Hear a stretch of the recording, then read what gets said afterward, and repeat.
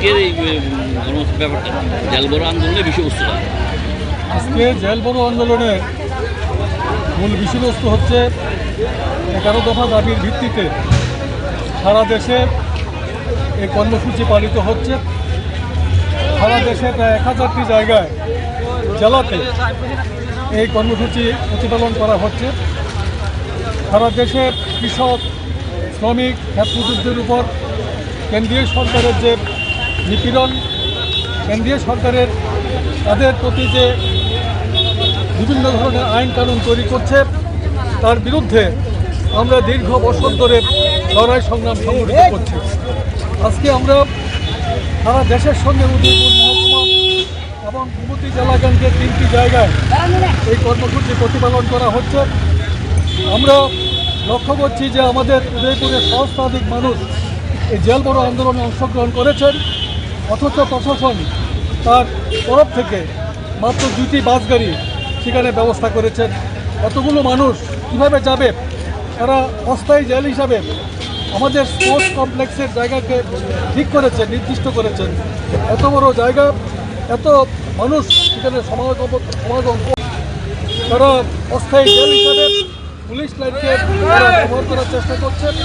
আমরা 4টা সংগঠন, সারা ভারত কৃষক সভা, ক্ষেতমজুর ইউনিয়ন, সিআইটি এবং গণমুক্তি পরিষদ, আমরা এই 11 দফা দাবির ভিত্তিতে সমস্ত অংশের মানুষকে সমবেত করার জন্য আমরা চেষ্টা করেছি।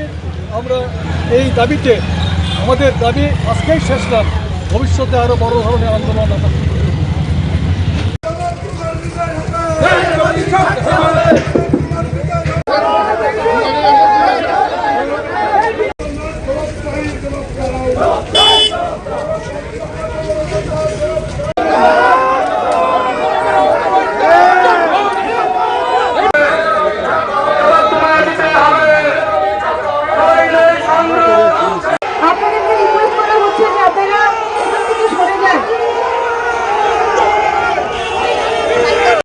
আপনাদের যে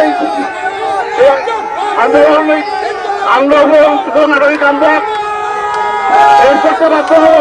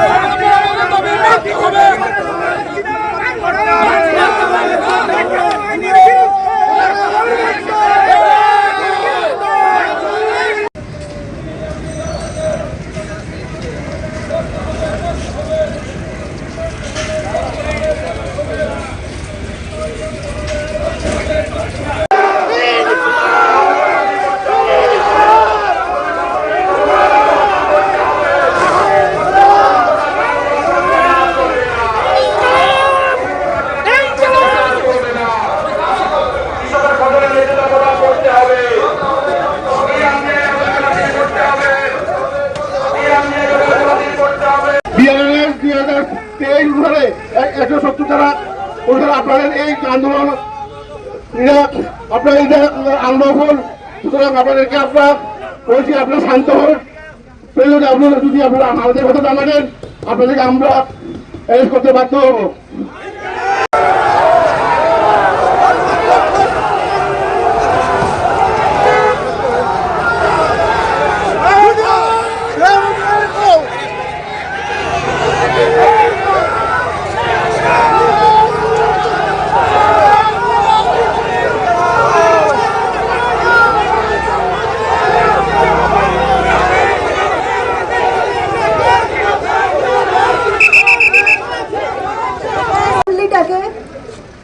আইন ভঙ্গ করার কারণে আন্ডার বিএনএস 181 এটাকে আনলফুল ঘোষণা করা হচ্ছে in presence of executive magistrate. এখানে এই অ্যাসেম্বলিটাকে আনলফুল ঘোষণা করা হচ্ছে।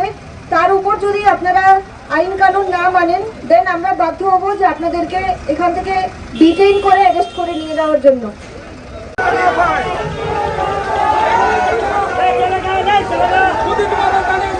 चलेगा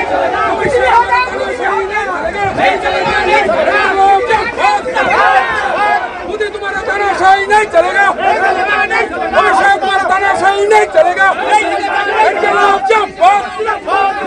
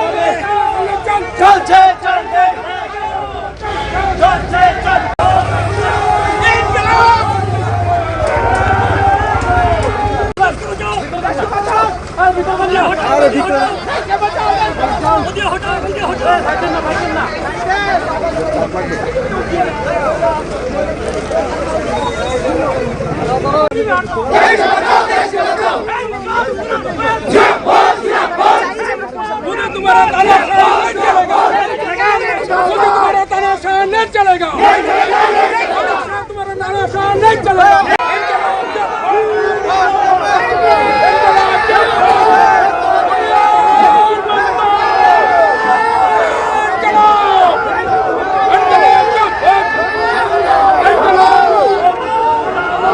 দেশের স্বাদের আনন্দ লংতরায় রান্নায় তোমাকে চাই।